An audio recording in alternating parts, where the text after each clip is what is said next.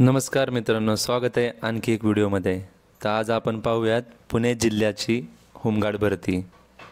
तसं मागच्या व्हिडिओमध्ये आपण पाहिली होती की पूर्ण कुठल्या जिल्ह्यामध्ये किती जागा आल्यात आणि कुठल्या कुठल्या जिल्ह्यामध्ये भरती सुरू आहे।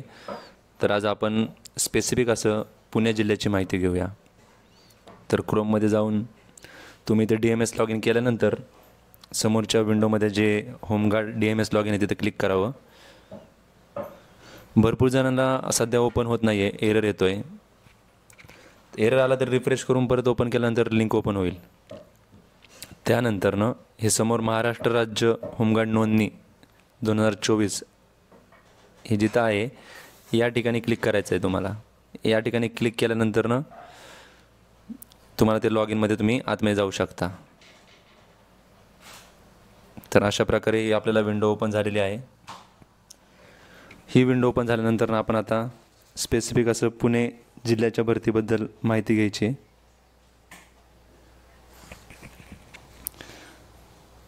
ठीक आहे, पुणे जिल्ह्याची तर क्लिक करूया, डाउनलोड।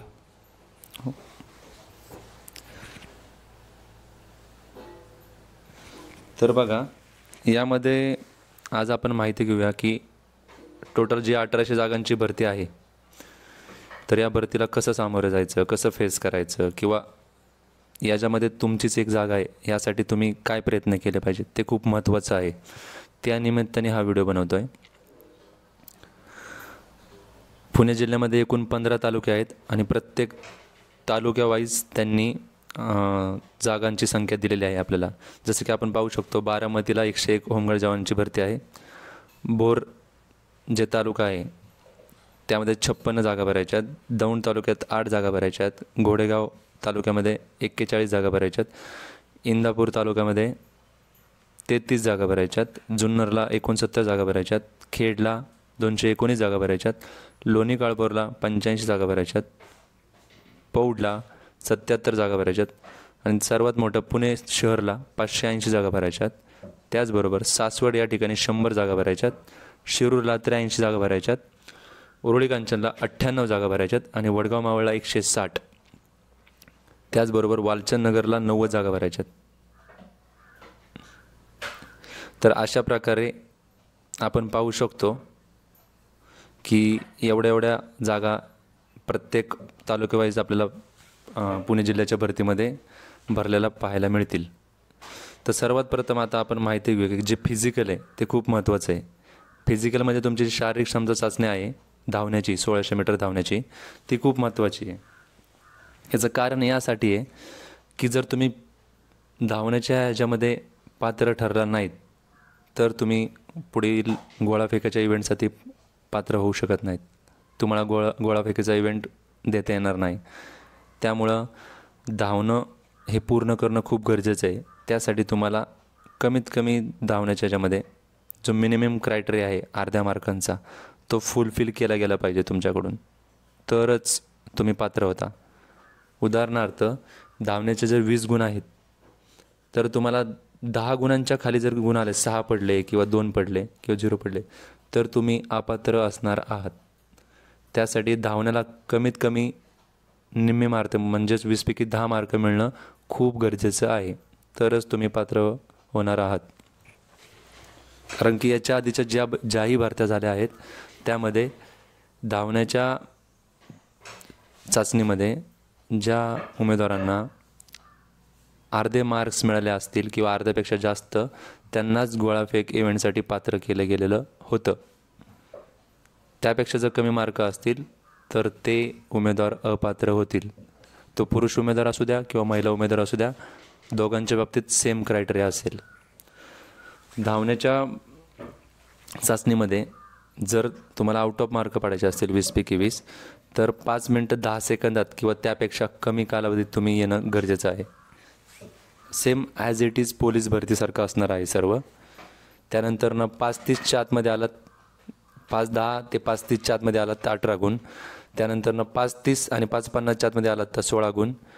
5:50 ते 6:10च्या आतमध्ये आलात तर 14 गुण। 6:10 ते 6:30च्या आतमध्ये आलात तर 12 गुण आणि 6:30 ते 6:50च्या आतमध्ये आलात तर 10 गुण। याच्यापेक्षा खाली गेलात तर तुम्ही पात्र होणार नाही। त्यामुळं तुम्हाला शेवटचा काय क्रायटेरिया आहे की शेवटचे लिमिट तुमची काय असणार आहे ती 6 मिनिट 50 सेकंदापेक्षा कमी वेळेत तुम्ही येणं खूप गरजेचं आहे जर तुम्हाला पुढील गोळाफेक इव्हेंटसाठी पात्र व्हायचं असेल तर. महिलांच्या बाबतीत पण सेमच क्रायटेरिया राहील. महिलांच्या बाबतीमध्ये 2 मिनटं 50 सेकंदा किंवा त्यापेक्षा कमी जर वेळेत आल्यात तर 25 पैकी 25 गुण मिळू शकतात. 2:50 ते 3 मिनटापर्यंत असेल तर 22 गुण, 3 मिनिट ते 3 मिनिट 10 सेकंदापर्यंत 18 गुण, त्यानंतर 3 मिनिट 10 सेकंद ते 3 मिनिट 20 सेकंदापर्यंत 14 गुण, त्यानंतर 3 मिनिट 20 सेकंद ते 3:30पर्यंत 10 गुण. याच्या जर खाली महिलांचा टाईम आला किंवा याच्यापेक्षा जास्त त्यांना वेळ लागला, 3 मिनटं 30 सेकंदापेक्षा जास्त वेळ लागला तर त्याही गोळाफेक इव्हेंटसाठी पात्र होणार नाहीत. त्यामुळं हाफ मार्क्स किंवा अर्ध्यापेक्षा जास्त मार्क्स मिळवणं खूप गरजेचं आहे पुढच्या इव्हेंटला पात्र होण्यासाठी. खाली बघा लिहिलेलं आहे, धावणे चाचणीमध्ये पात्र होण्यासाठी किमान 10 गुण मिळणे आवश्यक राहील. हे साधारण याच्याकडे कुणाचं लक्ष जात नाही, पण अर्धे मार्क्स मिळवणं हे खूप गरजेचं आहे. जर अर्धे मार्क्स मिळवले गेले नाहीत तर तुम्ही पात्र होऊ शकत नाहीत. तर ही गोष्ट डोक्यामध्ये ठेवा आणि धावताना त्या पद्धतीने तुमचा स्पीड मेंटेन ठेवा, ते खूप गरजेचं आहे, अन्यथा तुम्ही अपात्र होऊ शकता. त्यानंतरनं गोळाफेक, पुरुषांसाठी गोळाफेक बघा, याही ठिकाणी तुम्हाला पाहायला मिळेल की गोळाफेकला पण पोलीस भरतीसारखा सेम क्रायटेरिया आहे मुलांसाठी. 8:50 किंवा त्यापेक्षा जास्त जर 8.50 मीटरपेक्षा जास्त गोळा फेकला तर 10 गुण मिळतील. 7:90 मीटरपेक्षा जास्त फेकला तर 9 गुण, 6:30 मीटरपेक्षा जास्त फेकला तर 8 गुण, 6.70 मीटरपेक्षा जास्त फेकला तर 7 गुण, 6.10 मीटरपेक्षा जास्त फेकला तर 6 गुण आणि 5:50 फेकला तर 5 गुण, 4:90 फेकला तर 4 गुण. मुलांसाठी कमीत कमी गोळाफेकच्या इव्हेंटला 4 गुण हे मिळालेच पाहिजेत. 4पेक्षा कमी असेल तर तो पुरुष उमेदवार अपात्र होतो. त्यामुळं गोळाफेकलाही निम्म्याच्या वरतीच तुम्हाला मार्क घ्यावे लागतील. त्यानंतरनं महिलांच्या गोळाफेक बाबतीमध्ये आपण पाहूया की 6 मीटर किंवा त्यापेक्षा जास्त फेकला तर 10 गुण मिळतील. 5:50 मीटरपेक्षा जास्त फेकला तर 8 गुण मिळतील. 5 मीटरपेक्षा जास्त फेकला तर 6 गुण मिळतील आणि मिनिमम 4:50 मीटरपेक्षा जास्त फेकला तर 4 गुण मिळतील. महिला उमेदवारासाठी पण सेम क्रायटेरिया आहे. गोळाफेकमध्ये पात्र होण्यासाठी कमीत कमी 4 गुण हे मिळालेच पाहिजेत, अन्यथा तुम्ही अपात्र होणार. त्याचबरोबर जसं फाऊल वगैरे झाला तर सदरच्या उमेदवाराला परत एक चान्स दिला जातो. गोळाफेकला चान्स दिला जातो. जर जाणून बुजून केला तर तिथं त्या ठिकाणी तिथले जे अधिकारी असतील ते त्या गोष्टीचा विचार करतील आणि तसा निर्णय देतील. पण जर फाऊल जाणून बुजून केला नसेल किंवा चुकीने झाला असेल तर एकापेक्षा जास्तही संधी देण्यात येतात. त्याचबरोबर तांत्रिक अर्हता गुण, आपण म्हणजे आपल्या एज्युकेशनच्या जे गोष्टी आहेत आपल्याकडे, म्हणजे नॉर्मल एज्युकेशनपेक्षा इतर कुठल्या वेगळ्या आहेत, त्यांच्यासाठी कसे गुण क्रायटेरिया आहे ते महत्त्वाचं आहे. कारण की जर तुम्हाला फिजिकलला दोन्ही ठिकाणी अर्धे अर्धे मार्क पडले असतील आणि त्यामुळं त्यानंतरनं जे हे गुण मिळणार आहेत हे गुण खूप महत्त्वाचे, कारण की या गुणाच्या बेसवरच तुम्हाला मेरिटमध्ये बसू शकता, मेरिटमध्ये राहू शकता किंवा मेरिटमध्ये येऊ शकता. तर जर तुमच्याकडे ITI प्रमाणपत्र धारक असाल, तुम्ही एका अटीची तुम्ही पूर्तता केली असेल तर 2 गुण मिळतील. त्यानंतरनं जर जिल्हास्तरीय कुठलाही जर तुमचा खेळ असेल तर त्यामध्ये तुम्हाला 2 अटीची पूर्तता करत असाल तर तुम्हाला 3 गुण मिळतील. त्यानंतरनं जिल्हास्तरीयमध्ये तुम्ही कुठलाही असू शकता, फक्त त्यामध्ये तुम्हाला प्लेस मिळालेल्या असायला हवी, म्हणजे first place, second place, third place. सांघिक खेळ असू द्या किंवा वैयक्तिक खेळ असू द्या, कोणतंही चालतं.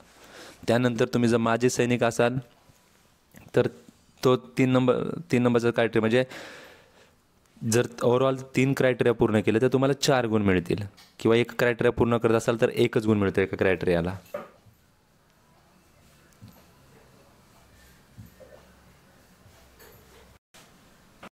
तर त्यानंतरनं NCC B प्रमाणपत्र धारक असाल तर त्यासाठी तुम्हाला ग्रेस गुण मिळतील. त्यानंतर NCC B आणि C असे 2 प्रमाणपत्र असतील, तर त्यासाठीही तुम्हाला ग्रेस गुण आहेत. त्याचबरोबर नागरी संरक्षण सेवेत म्हणजेच सिव्हिल डिफेन्स आपण ज्याला म्हणतो, त्याच्यामध्ये तुम्ही प्रशिक्षण पूर्ण केलं असेल 3 वर्षापर्यंत, तर त्याच्या अंतर्गत तुम्हाला तेही गुण मिळतात, त्याचाही लाभ होतो. त्याचबरोबर हेवी ड्रायव्हर म्हणजेच जड वाहन चालक परवाना तुमच्याकडे असेल, लायसन असेल हेवी ड्रायव्हिंगचं, तरीही तुम्हाला एक्स्ट्रा ग्रेस गुण मिळतात. आणि जर या सर्व क्रायटेरिया तुम्ही जर फुलफिल केलात, तर त्याचे तुम्हाला 10 गुण हे एक्स्ट्रा मिळतील. 10 गुण तुम्ही बाकीच्यांपेक्षा फायद्यामध्ये राहाल.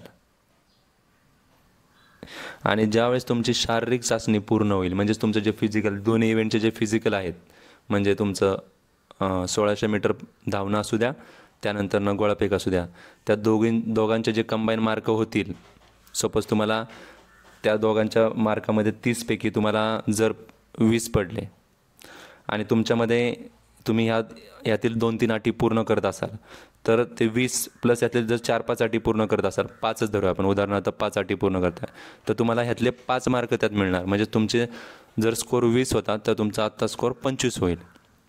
यासाठी तुम्हाला याचं खूप बेनिफिट आहे.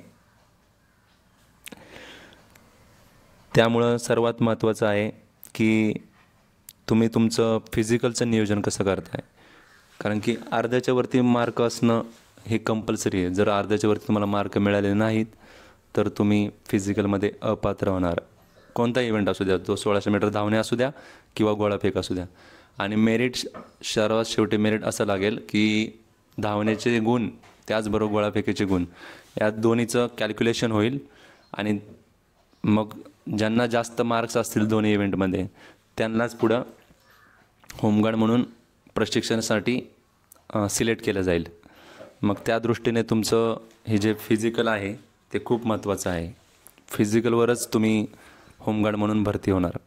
त्यामुळं तुम्ही फिजिकल देताना या गोष्टीचं भान ठेवायला हवं, ह्या गोष्टी डोक्यात ठेवायला हव्यात, विचारात ठेवायला हव्यात. कारण की फिजिकलमध्ये पात्र झालात तरच तुम्ही होमगार्ड म्हणून पात्र होऊ शकाल. तर अशा प्रकारे आपण माहिती पाहिली की विविध पदकामध्ये किती संख्या रिकामी आहे किंवा किती जागा भरायच्या आहेत. पुरुषांसाठी खूप चांगली संधी, त्याचबरोबर महिलांसाठीही खूप चांगली संधी आहे.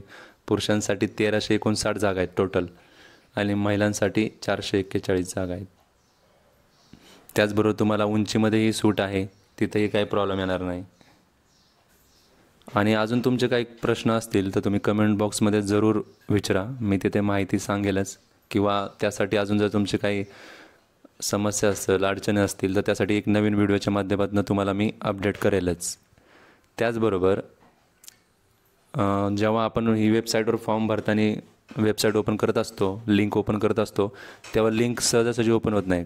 कधीकधी सर्व्हरवर लोड जास्त असल्यामुळेही तो प्रॉब्लेम पाहायला मिळतो.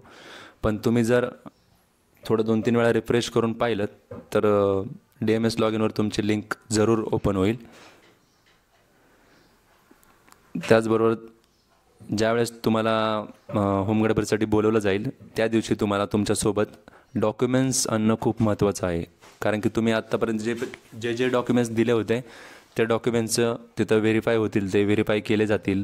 त्याच्यामध्ये महत्त्वाचं आहे आधार कार्ड, त्यानंतर शैक्षणिक जी पात्रता तुम्ही दिली होती, म्हणजेच तुमचं 10वी असेल, 12वी असेल, ग्रॅज्युएशन असेल किंवा पोस्ट ग्रॅज्युएशन असेल, हे सर्व कागदपत्र तिथं लागतील.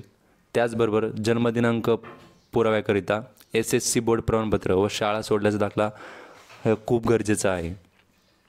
त्याचबरोबर तुमच्याकडं तांत्रिक अर्हता धारण करता असल्यास तत्सम प्रमाणपत्र, म्हणजेच ITI वगैरे जे असतील एक्स्ट्रा जे प्रमाणपत्र तुम्हाला ग्रेस मार्क मिळण्यासाठी किंवा NCCचं असेल तर ते तुम्ही सोबत आणणं खूप गरजेचं आहे. त्याचबरोबर स्पोर्ट्सचं असेल तर ते सोबत आणणं खूप गरजेचं आहे.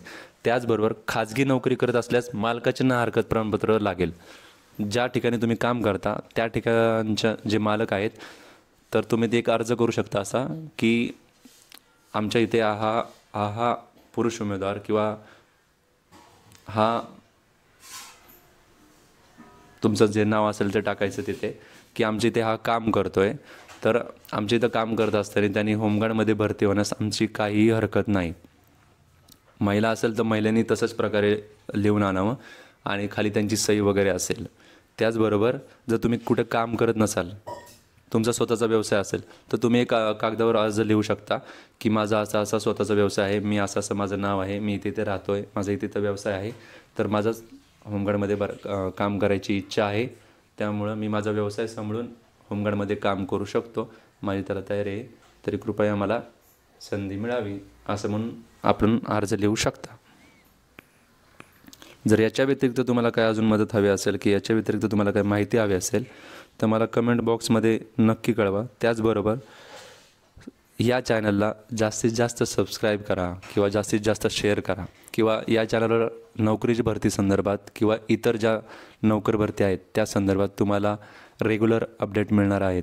त्यामुळे जर तुम्ही सबस्क्राईब केलं तरच ते तुमच्यापर्यंत येऊ शकतं आणि आपण आपल्या ओळखीमध्ये, आपल्या नातेवाईकांमध्ये किंवा आपल्याला जे आपले मित्रपरिवार असेल त्याच्यामध्ये बऱ्याच जणांपर्यंत सरकारी नोकरीच्या ज्या ज्या संध्या आहेत त्या संध्यांबद्दल त्यांना माहिती देता येते, सांगता येतं. तर आतापर्यंत तुम्हाला जी माहिती सांगितली मी आशा करतो की ती समजली असेल. तुम्हाला काही अडचण आल्यास तुम्ही कमेंट बॉक्समध्ये नक्की कळवा. एवढे बोलून मी माझा हा व्हिडिओ आजचा संपवतो. जय हिंद, जय महाराष्ट्र.